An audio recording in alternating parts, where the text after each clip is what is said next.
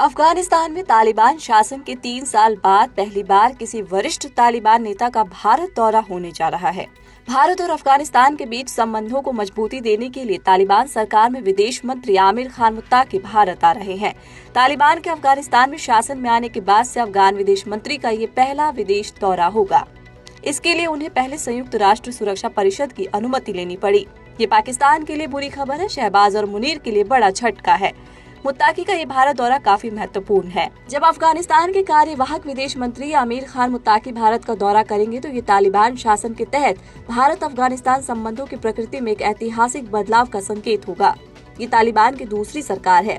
पहली बार 1996 में बनी थी। हालांकि भारत ने दोनों में से किसी भी शासन को मान्यता नहीं दी है, लेकिन आज उसकी नीति और कूटनीतिक सक्रियता उस दौर से काफी अलग है जब 1996 से 2001 तक पहली तालिबान सरकार सत्ता में थी।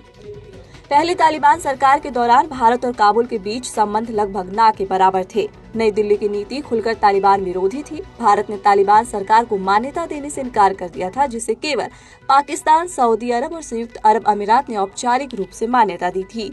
डर था कि तालिबान के उदय से अफगानिस्तान आतंकवाद का गढ़ बन जाएगा और पाकिस्तान की ISI के साथ मिलकर कश्मीर में आतंकवाद बढ़ा देगा।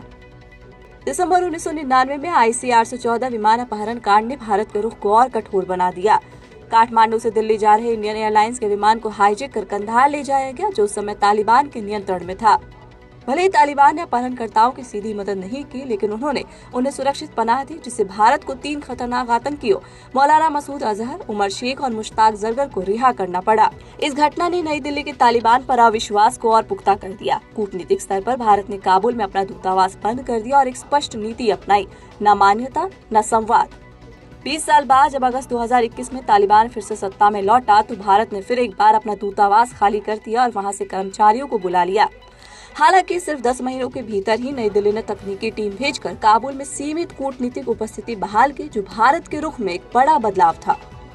हालांकि भारत ने अभी तालिबान सरकार को औपचारिक मान्यता नहीं दी है, लेकिन आज राजनीतिक और कूटनीतिक जुड़ाव अब तक के सबसे उच्चतम स्तर पर है। अफगान विदेश मंत्री आमिर खान मुत्ताकी की भारत यात्रा तालिबान शासन के दौरान दोनों पक्षों के बीच पहला उच्च स्तरीय राजनीतिक संपर्क होगी।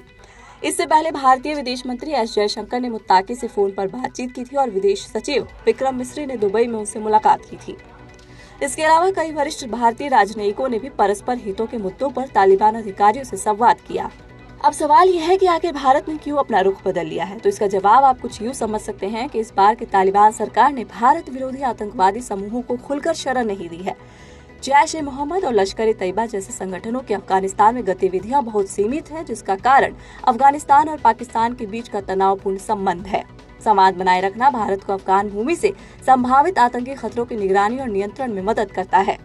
दूसरा कारण आप समझ सकते हैं कि चीन का तालिबान से बढ़ता जुड़ाव रणनीतिक चिंता का विषय है। तालिबान से संवाद बनाकर भारत अफगानिस्तान में अपना प्रभाव बनाए रखना चाहता है, ताकि ये पूरा इलाका चीन पाकिस्तान धुरी के अधीन न हो जाए।